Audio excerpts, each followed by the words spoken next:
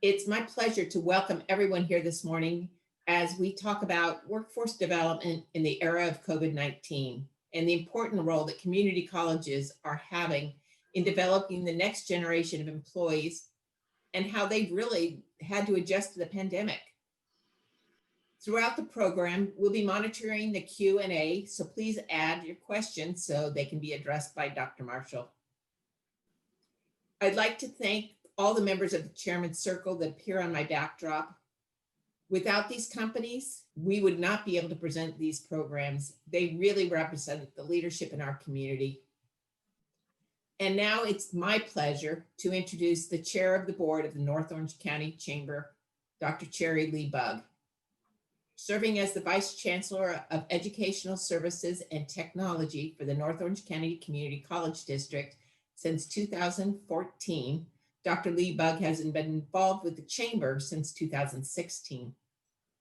As you listen briefly to her bio, you will understand why she is certainly the leader for our organization during these challenging times.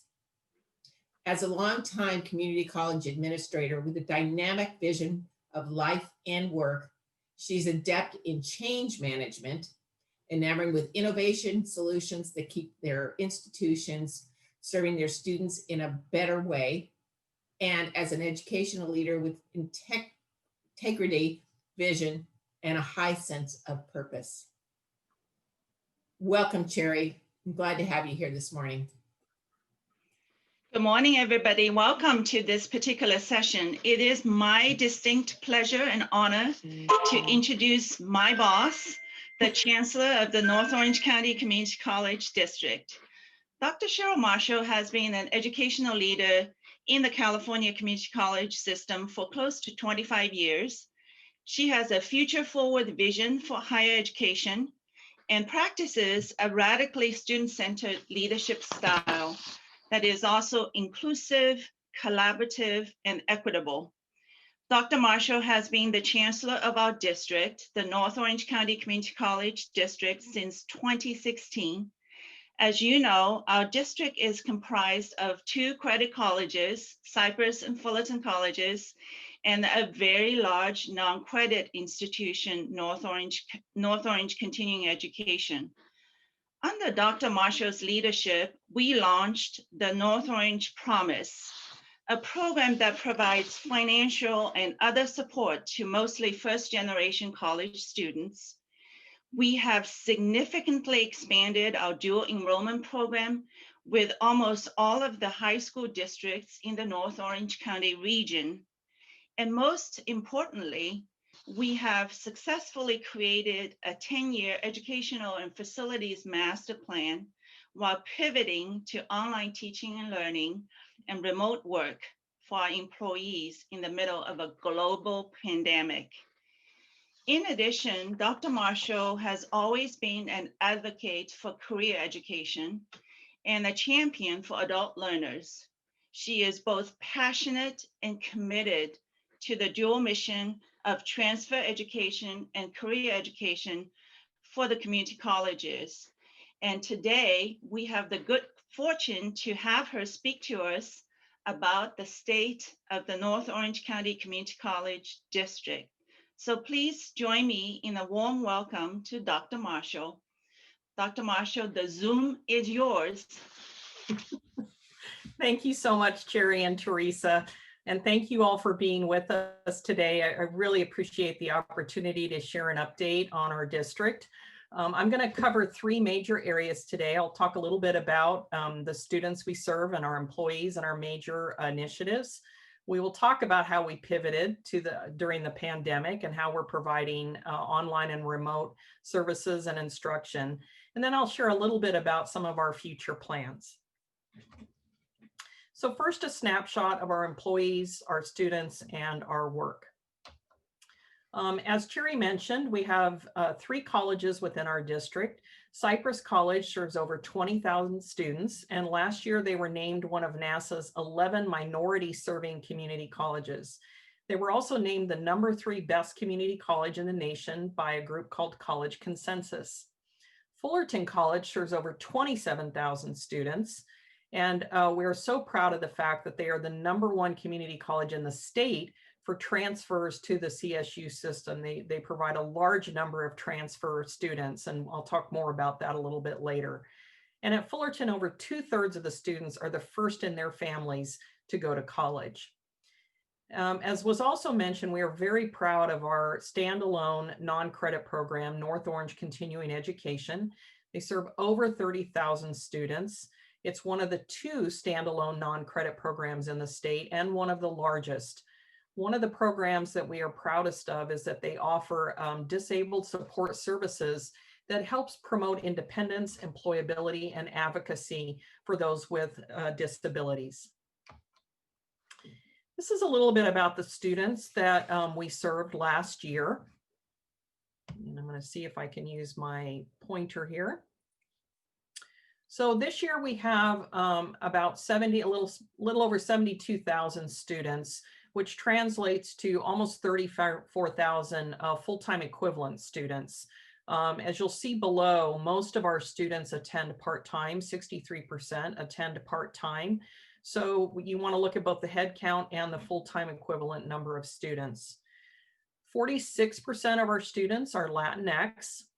Over half of our students receive financial aid in the credit programs. Again, 1/4 are first generation, which means they're the first in their families to attend college. About a year ago, a little over a year ago, we conducted a survey with our students to find out about their basic needs. And while we knew that these needs existed, we were a little surprised at how high the numbers were. So between 44 and 50% of our students experience food insecurity, which means they don't always know where their next meal is going to come from. Between 55 and 69% experience housing insecurity, which again includes things like what's called couch surfing or living temporarily in motels or other kinds of temporary housing. And between 14 and 17% regularly experience homelessness, which means they don't have a place to stay. I'll talk more about dual enrollment in just a little while, but we are last year served over 1,800 dual enrollment students. We had over 3,500 participants in our Promise program, almost 1,400 Dreamers, and 861 veterans. So that's a little bit about our student body last year. This is something, again, we're very proud of. Over the last 5 years, we've seen dramatic increases in the number of degrees that we're awarding. So this top line here is Fullerton College. Last year, they awarded 3,681 degrees. That's an increase of over 1,800 over the past 5 years. We've also seen increases at Cypress College. So last year they awarded 1,860 degrees. That's an increase of over 660 degrees in the last 5 years. And as you can see, both of our colleges are above the state average. This is all community colleges in California. As far as certificates, we've also seen tremendous increases. So this is Cypress at the top. They awarded 2,642 certificates. That's over 19, almost 2,000 more than we awarded 5 years ago. Fullerton has also seen increases. Last year was 1,878. So that's an increase of over 1,600. This is the state average. So again, both of our colleges award more certificates than the average for the state.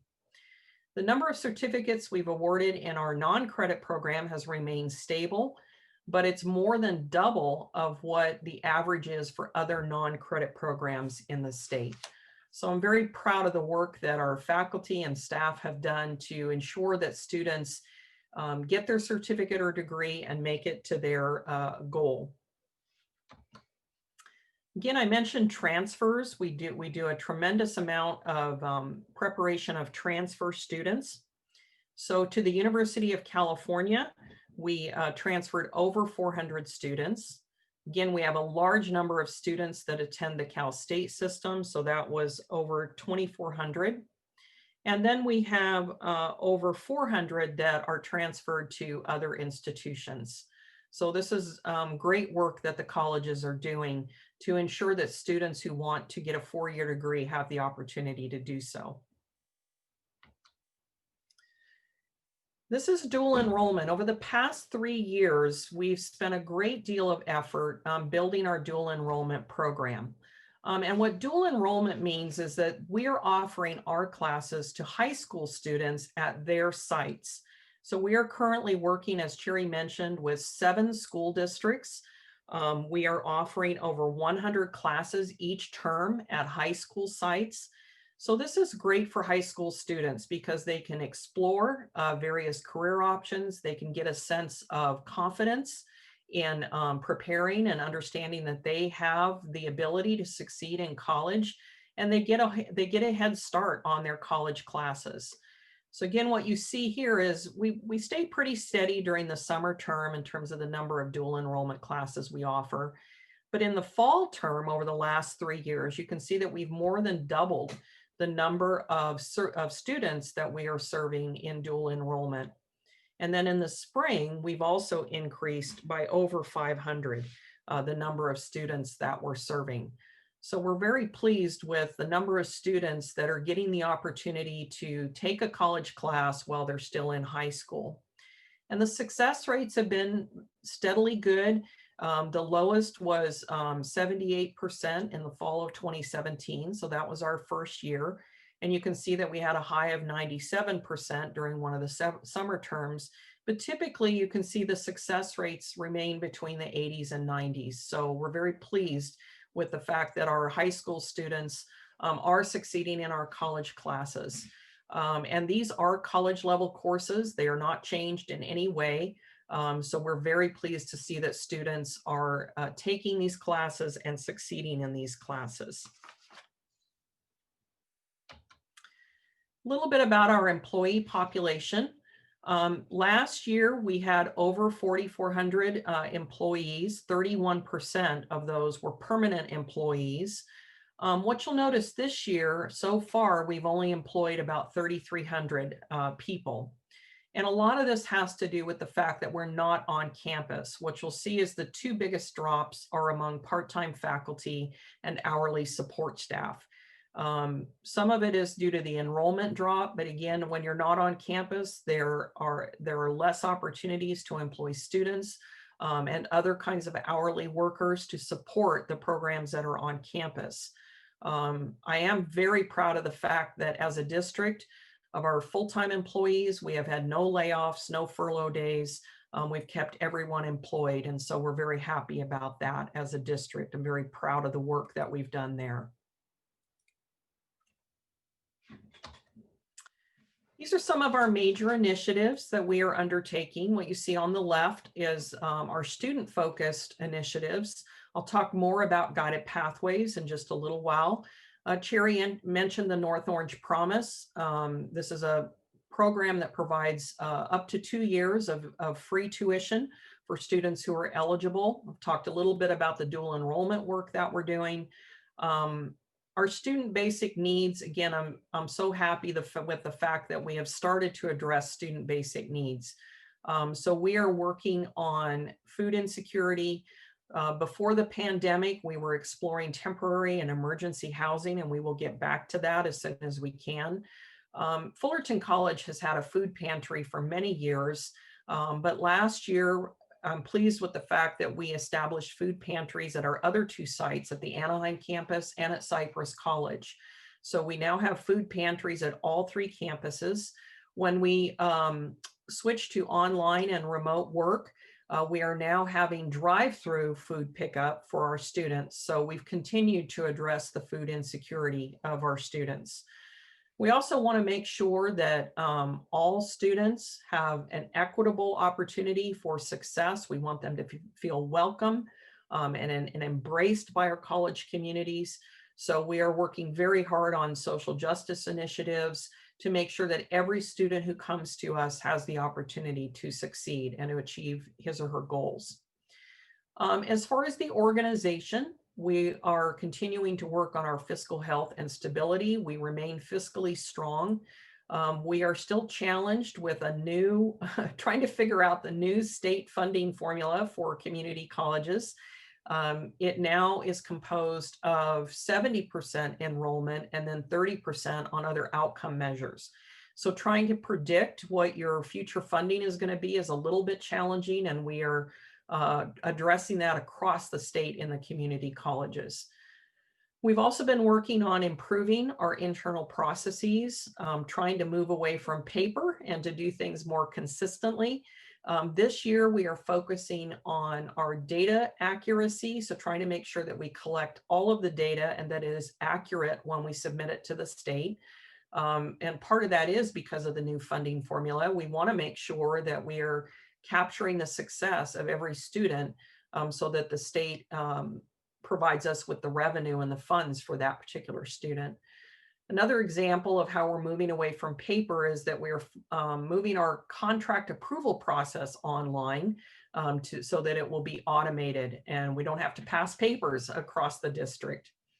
I'll share more about our construction projects in just a moment. One of the silver linings of being off campus is that you can still make progress on building buildings and renovating buildings. So we are continuing to build and construct projects and instructional facilities on the campuses.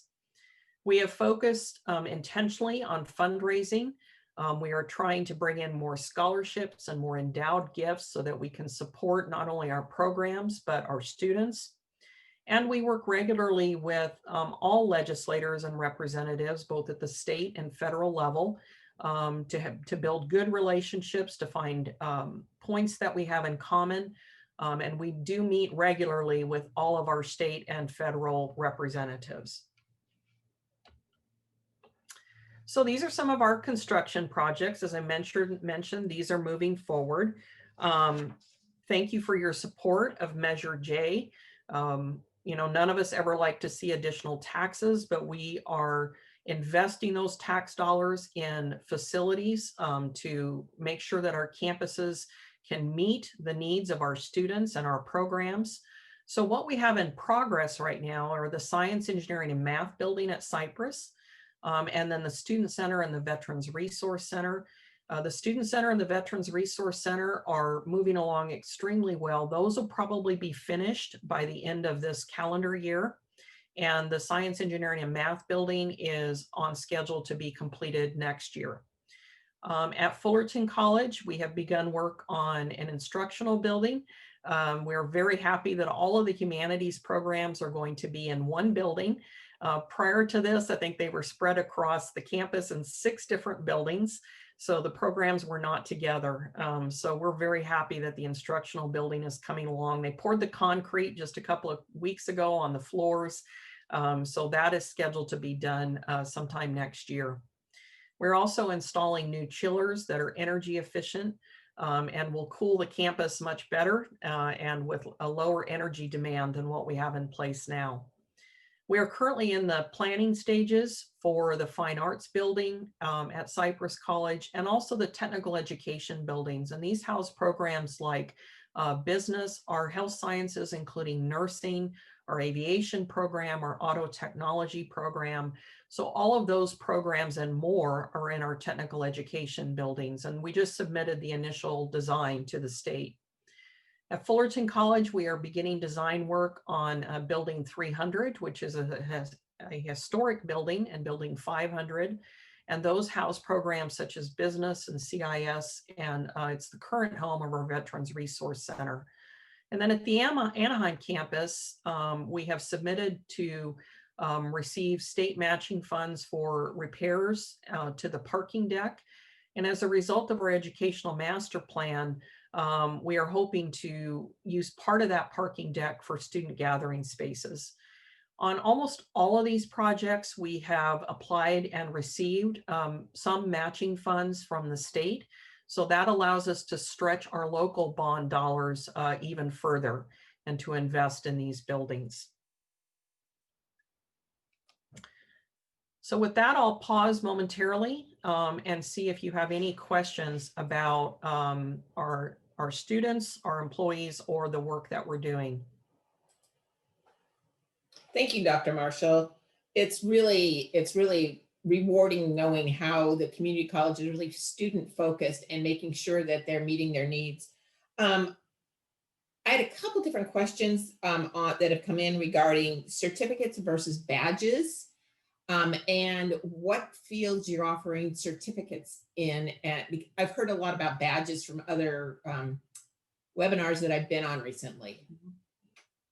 I'm going to talk more about badges just a little bit later in the program, and I'll give a concrete example of some badges that have been developed in our cybersecurity program. So with a badge, and I'll repeat this later, but you can virtually guarantee a certain skill level. So I will give an example of that and talk more.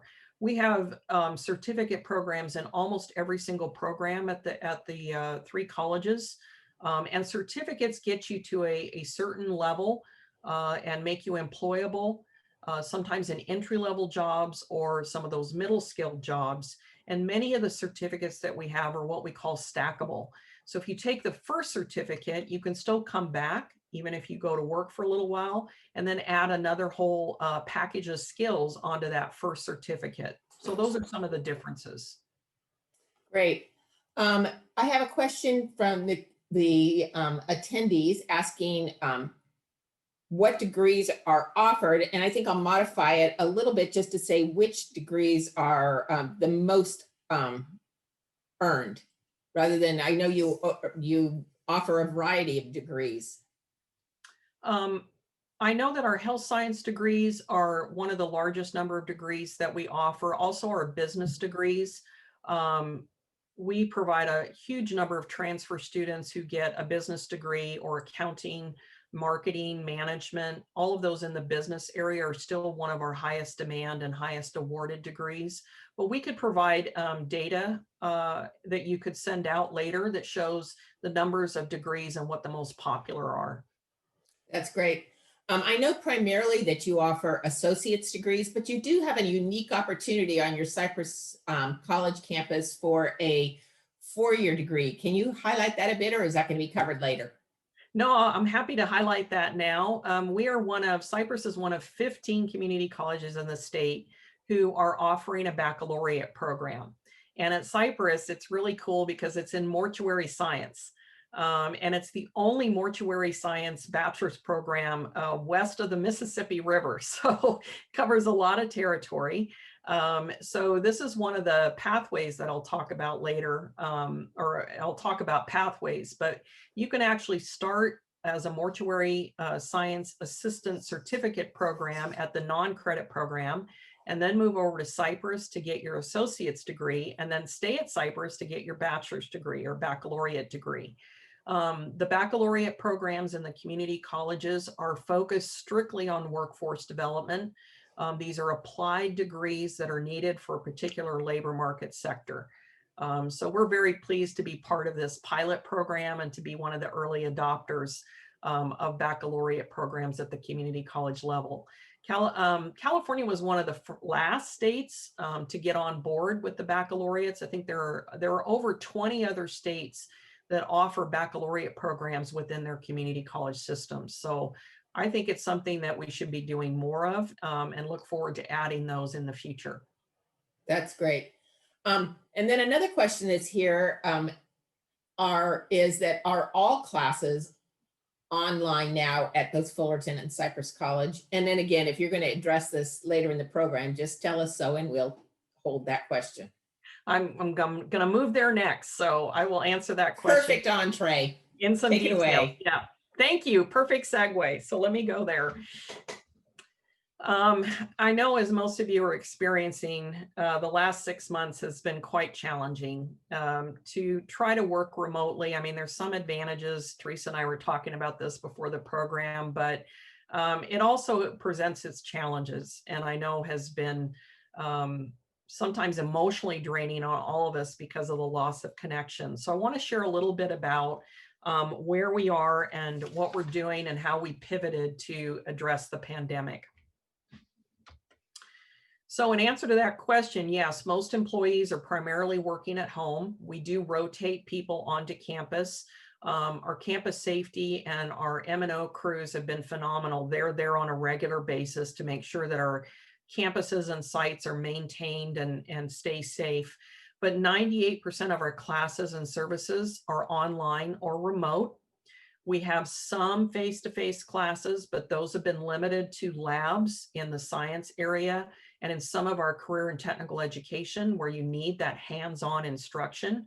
There's a few fine arts classes that are on campus and a few PE classes, but that's about all that's taking place on campus right now. This will continue into the spring term. It's easier to just plan to keep it online and then return to face-to-face, perhaps in phases, as things become safer or if a vaccine becomes available. As we all know, there's a lot of unknowns right now. So we will plan to remain primarily online for spring, but hopefully over time, if the pandemic becomes more stable or again, it's safer, then we will gradually increase the number of face-to-face classes that we are offering. We are currently planning for athletics to return in the spring. We're still having to look at whether this is feasible. The state organization has developed a plan, and each college, Fullerton and Cypress, both have plans in place for athletic competition to return in the spring. But we do need to make sure that we can maintain the safety of our students and our faculty and our support staff. And so we are following not only the CDC guidelines, but we also have to follow the guidelines for institutions of higher education. And so there's some extra added precautions and safety measures and protocols that will need to be in place if we are going to have athletics in the spring. So we're planning for it. We still can't guarantee that that is going to happen in the spring. One of the things I'll talk a little more about later is that we did phenomenal efforts of distributing laptops to both students and employees so that they could get their work done and work remotely and try to learn remotely. We've provided some hotspot devices, and we have Wi-Fi access in one parking lot at Cypress and another at Fullerton. So if a student has a car and they need Wi-Fi access, that does give them the option for coming onto campus and accessing the internet. Just about everything we're doing now is virtual. So whether it's our outreach events, other kinds of events and celebrations and student gatherings, and even our graduations have been done virtually over the last 6 months. One of the things that I was proudest of is that when we did close the campuses in mid-March, our faculty were able to transition the majority of their classes over a 4-day period. I mean, it was rapid, and I know it was exhausting, but just about everything was converted in about 4 days to be online or remote. Shortly after that, we started to explore other ways that we could enhance the online instruction. And we discovered that there are software platforms and virtual reality out there that can enhance the online instruction. So this is an example of one of them. This is called Z-Space. It's a virtual reality platform that can be used in auto tech and manufacturing programs.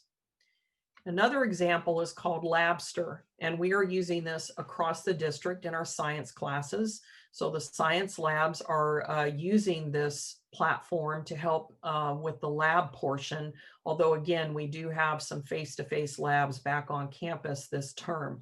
So this is a picture from Labster of the chemistry lab that allows the student to do some virtual reality experiments as part of their class. As soon as we transitioned, we made every effort to try and support our students. So these are examples of some of the support services and training and information that was provided to students. Mindful Monday is a workshop series at Fullerton College that took place prior to the closure face-to-face, but they were able to make the transition and are now offering Zoom sessions every Monday. So they've continued the program. And then you see 2 examples here of information for students where they can ask questions. So if they needed help signing on to a class, or they couldn't get Canvas to work, or they couldn't figure out how to make things work, these are examples from NOCE and from Cypress that shows that we provided phone numbers and emails and other kinds of information to help support students so that they could make the transition to online learning. We also, as I mentioned, I was extremely proud of the work that was done to transition all of our support services online. So you can still see a counselor or visit admissions and records or financial aid, disability support services. All of these services are online at all 3 sites. Up in the left-hand corner, you see an example from Cypress College of how you can interact with a counselor and ask questions. And we're using a program there called Cranium Cafe. And it's been very successful in terms of continuing to provide access to counselors and other support folks for our students. We also have continued to provide academic support services, all online or virtual. So we have libraries services available. We have our tutoring services available. And in the bottom right-hand corner, you see a picture of one of our American Sign Language interpreters from North Orange Continuing Education. So a lot of these academic support services are still available. It's just you access them virtually or online or remotely. I mentioned that we distributed, and I don't know if I mentioned the numbers, but we distributed hundreds of laptops to employees and to students. And these are some pictures from Cypress of the drive-through distribution for laptops. So we wanted to make sure, you know, while every student, just about probably everyone has a cell phone, not everybody had access to a laptop or a computer at their home. So again, we have tried to do what we can to give students the tools they need to access their classes. So where are we now and what have we learned over the last 6 months? And again, I'm sure you're experiencing this, but the loss of connection to each other and to our students has been really, really problematic. I think that's one of the things that I know I miss the most and that many of our students miss is that opportunity to come to campus, to connect with each other, to connect with a faculty member, to, you know, visit with a support staff. So the loss of connection, while it's always been a value of ours, you know, we talk about student engagement, the fact that we connect via Zoom or other kinds of remote services, it's just not the same. I'm so grateful that we have it so we can continue to do our work, but it definitely is different than being on campus and being able to see each other and have those informal conversations that we used to have in hallways and in classrooms and in meetings. We also have become painfully aware. Again, this is something that we kind of knew conceptually, but students don't always have a place at home to study effectively. The digital divide is real. They don't always have access to technology. They don't always have access to a study space in their home environment where they can get their work done. So that's become very apparent over the last 6 months. One of the silver linings to me is the fact that we have provided these online services.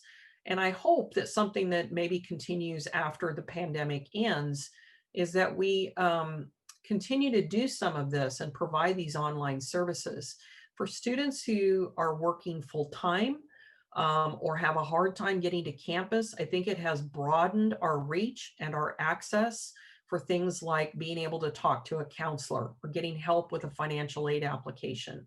So that's been one of the silver linings from the pandemic. I think we've also learned a little bit about what can be taught online and what can't. As I mentioned, we do continue to have some face-to-face classes. I think that, again, maybe a silver lining is thinking about how we might use our face-to-face time in classrooms differently, maybe for more small group work or more interaction with the faculty member. So we have learned about what kind of content can be placed all online so that it's not strictly lecture when we go back to class.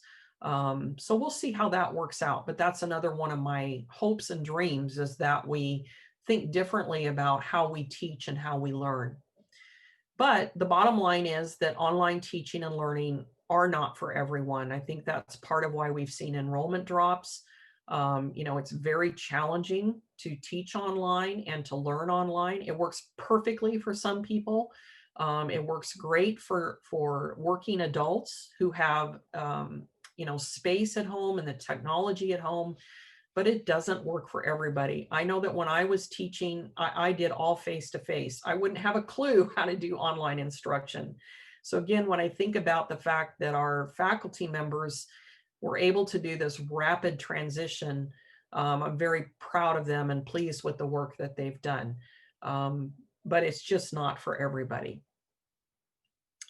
And I will pause right there again to see what questions you have. Great. Thank you again, Dr. Marshall. We do have a question.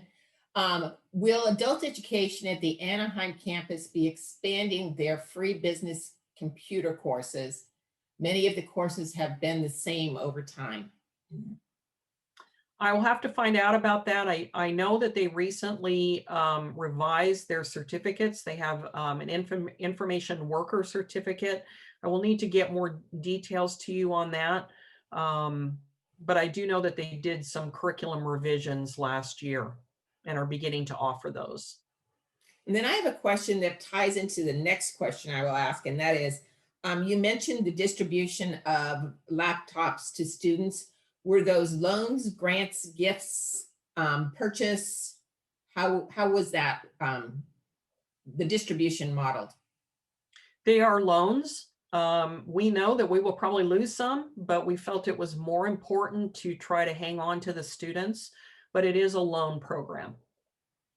And then the other question had to do with Cypress College, and I'm going to modify it to say all of them. Are the computer labs at the colleges open, and is there an effort in place to support the needs of specific programs like the GIS program? What I don't know about GIS, what I do know is that Cypress has begun experimenting with an on-campus study space, and it's outdoors, it's covered by an awning, and it provides, it's set up with computers. So if students need to, again, have access to a computer and want to go on to that outdoor study space on site, they can do that. But I do not know about GIS. And then finally, before you go on, is there an evaluation that's being, or metrics that are being monitored to see how effective the online computer tech and science classes are, and whether that's something that can be perhaps permanently incorporated to really provide greater access to those unique programs?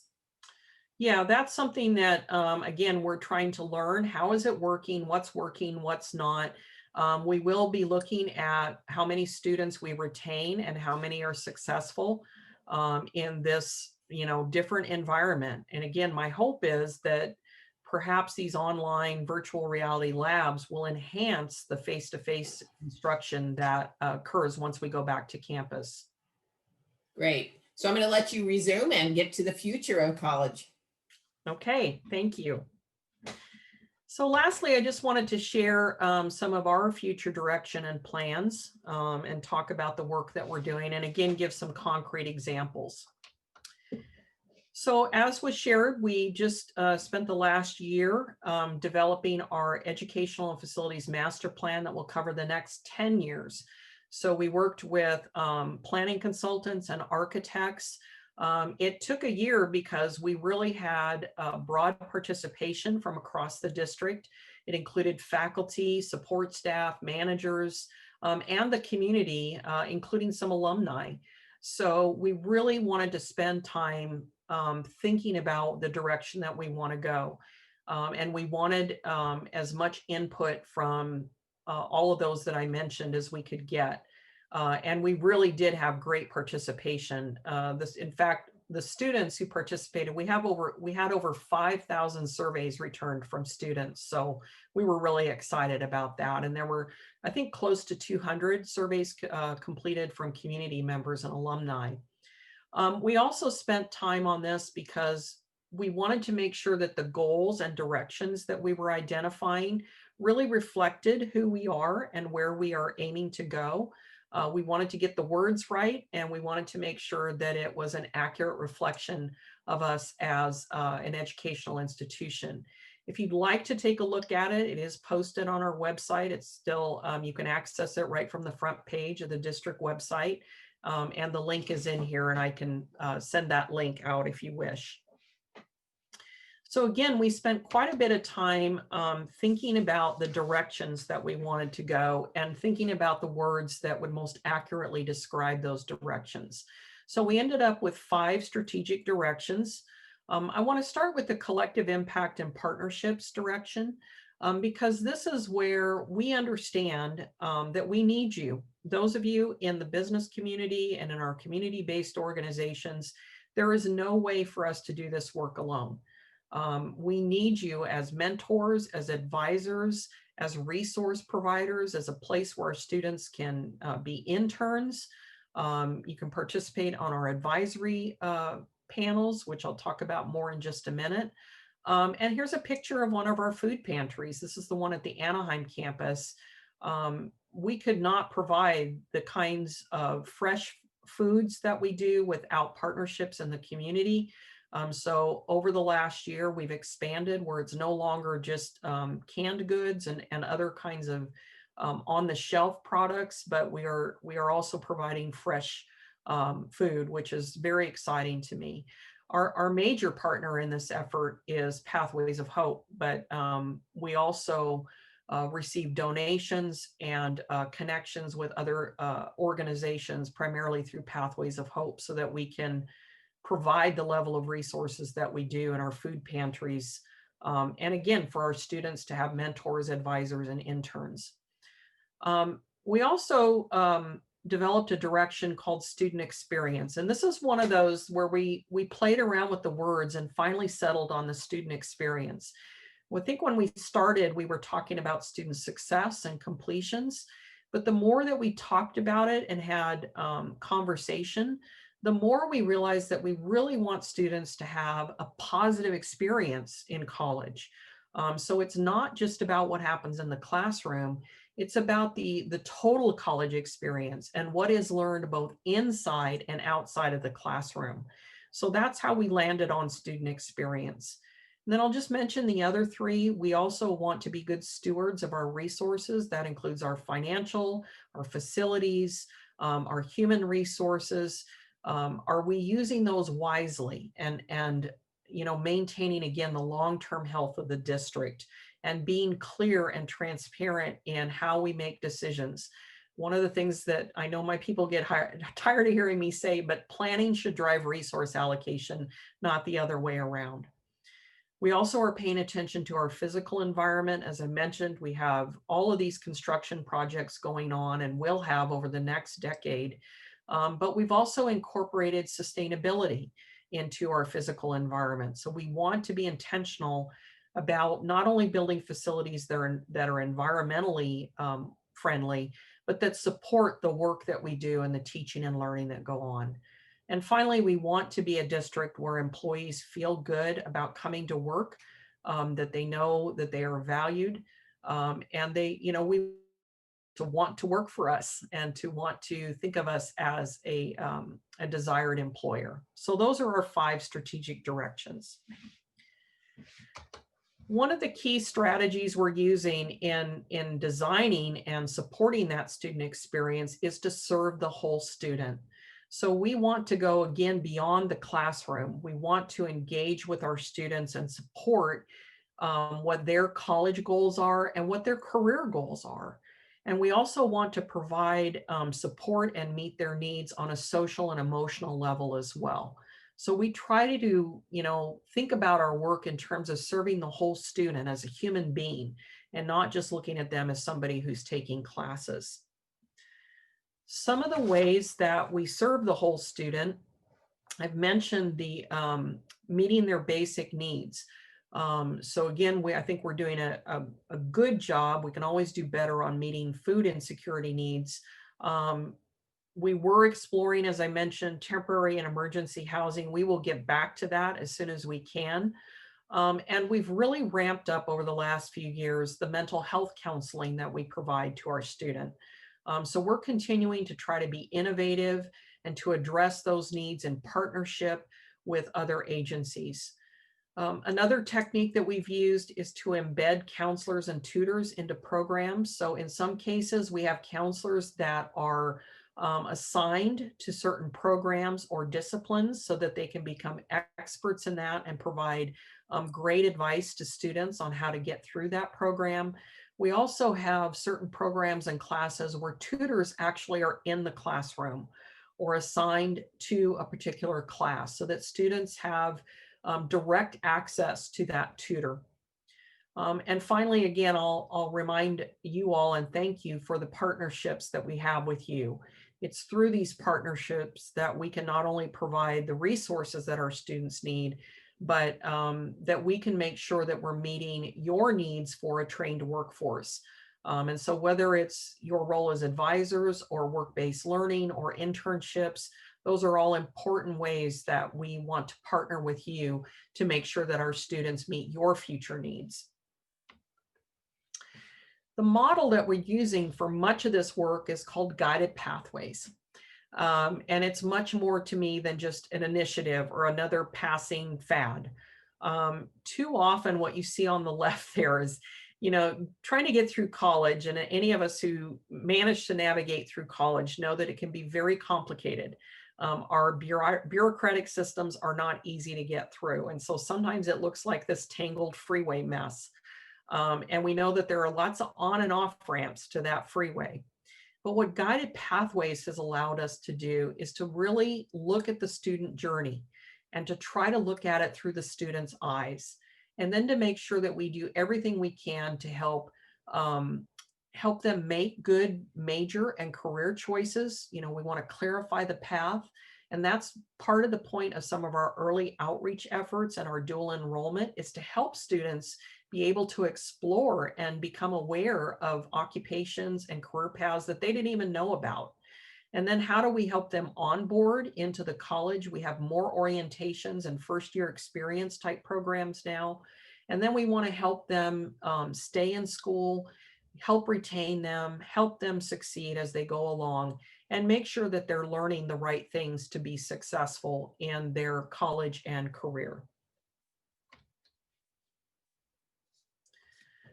We mentioned the North Orange Promise, which we've had, this is our third year of offering the North Orange Promise. And I'm happy and thrilled actually that we have now served over 8,000 students in our North Orange Promise. When we first started, we provided free tuition for the first year, and this year we have expanded it to a second year. For those students who are eligible and remain eligible, they can get up to 2 years of free tuition while they're attending Cypress and Fullerton. To be eligible, you must be a first-time college student, a California resident or dreamer, have a high school diploma or the equivalent. You have to complete a financial aid application, and then you must enroll in at least 12 units. And then to stay in the program, students need to earn a 2.0 GPA. So we're very proud of this program. It is a combination of state funds and generous donations that we have received from both individuals and corporations to support the program.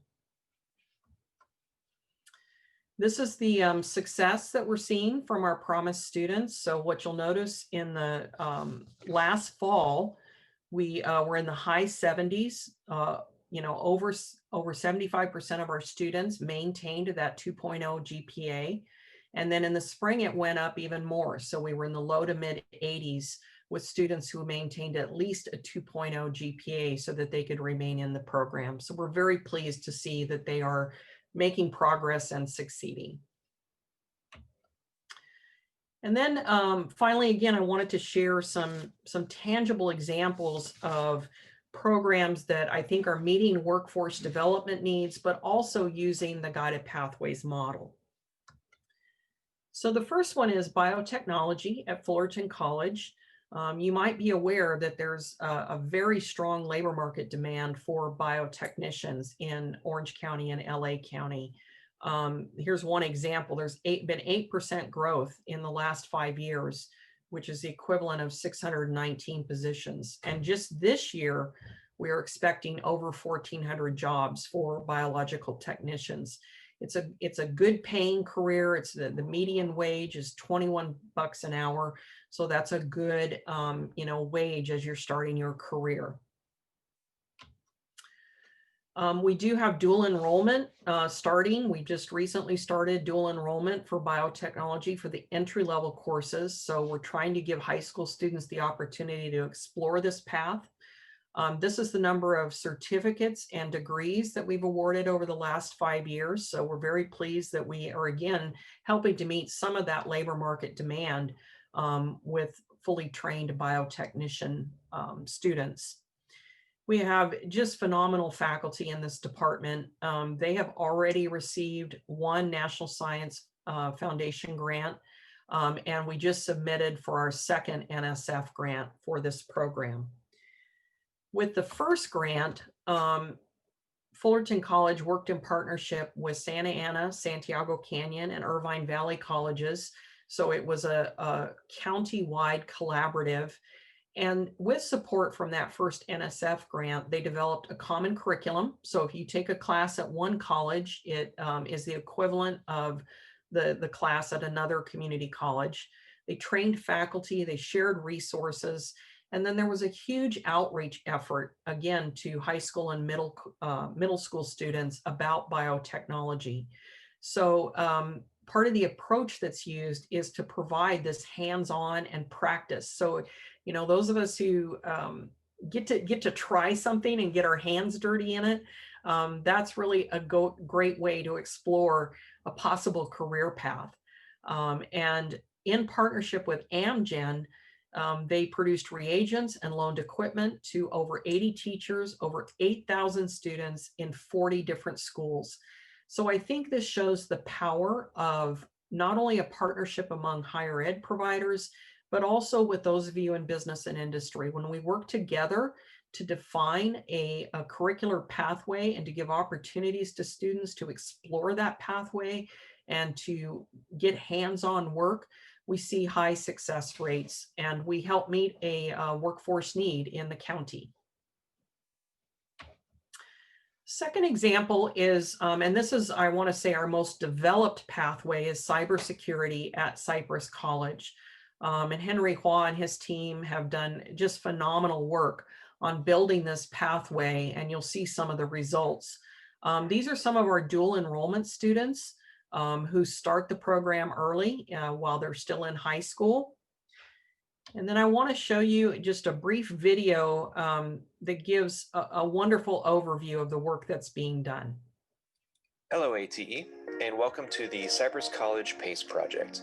The overall goal of PACE is to develop and implement a pathway to advancement in cybersecurity education from middle school all the way to a 4-year college with multiple opportunities for employment exit points.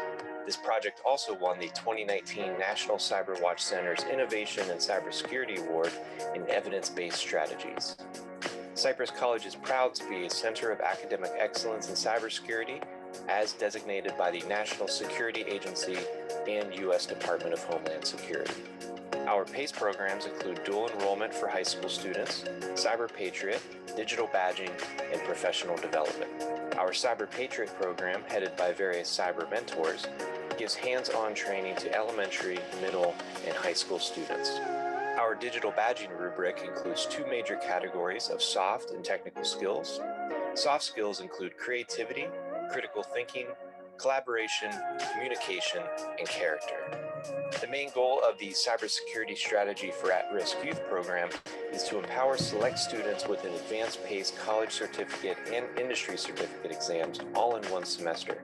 This followed by a paid internship program. This program went on to win the 2020 National CyberWatch Center's Innovation in Cybersecurity Award in Evidence-Based Strategies. Thank you very much for your attention. So I hope that gives you an overview and a sense of the work that's been done in cybersecurity at Cypress.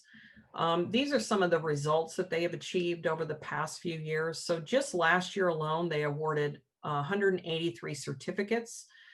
There were 168 courses completed by high school students. We serve 26 different K-12 schools, and over 1,500 students participated in the Cyber Patriot program. So again, when there's collaboration with industry and business, you could do amazing work. This is an example of a timeline, and this is kind of the model that we're using in the cybersecurity program.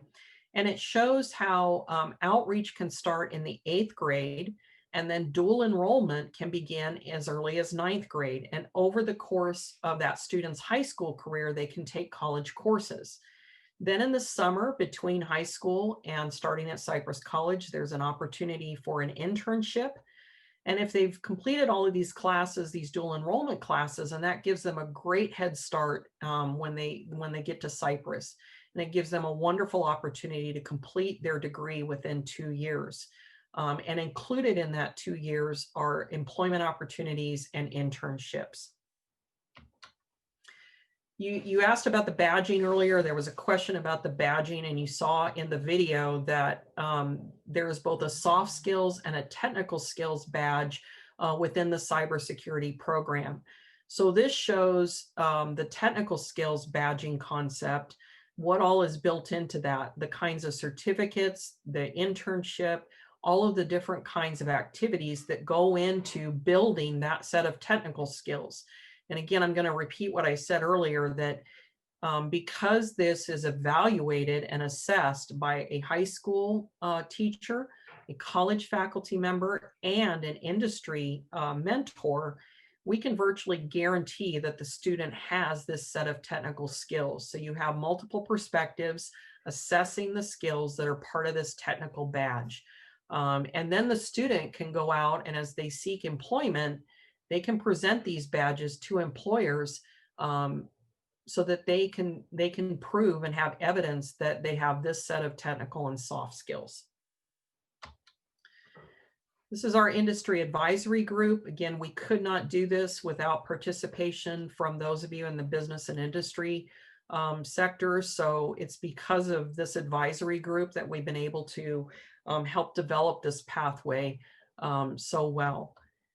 And this is an example of a student interacting with our Cypress College faculty and an industry mentor, so that the student has an opportunity to get feedback and to be successful as they go through the program. Finally, I wanted to highlight one of our non-credit programs. This is our pharmacy tech program. This is the only non-credit pharmacy tech program in the state. Again, it has stackable certificates, and by the end, the student is prepared to take the pharmacy tech licensing exam. We have great industry partners for this program, a great advisory group, and the program is accredited by the American Society of Health System Pharmacists. So this is another high demand job that we are helping to fulfill the need for within North Orange County. So with that, I hope that gives you a sense of the amazing work that's going on across the district, and I'm happy to take more questions. Dr. Marshall, this has been really informative. There are a couple questions, but I'm going to go ahead and opt to send them for you so that you can provide a little more in-depth answer, some of the clarifications between the Promise program and the state legislation, things that really probably need a little more in-depth answer. Okay. So I will go ahead and forward those to you, and we'll get back to those people. We'll also be following up today's presentation with a survey to all the participants. We really want to be able to continue to present these programs and to be able to react to your needs and to what your interests are. So please take a moment to answer those surveys when we send them out. Finally, we do have another program coming up that I would love to share with you today, and that is our post-election economic forecast. Many of you have had the opportunity to hear from Dr. Mira Farka at Cal State Fullerton in the past. This year, she's going to be delving into the impacts of the election and how they might affect our economic outlook. This is proudly sponsored by Cal State Fullerton, Farmers and Merchants Bank, and REI Wealth Management. We always appreciate additional sponsors. So if there's businesses on this call who are interested in participating, let us know. It's only through your generosity that we're being able to continue these programs. Again, thank you to Dr. Marshall, to Dr. Cherry Lee Bug. We so appreciate your participation and really look forward to continuing our partnership with the Community College District as they turn out our next generation of well-trained employees. Thank you, everybody, for your participation today, and we'll be sending those questions out to Dr. Marshall and getting those answers back to you. Thank you again so for much. all of Thank your you. participation. Thank you, Dr. Marshall.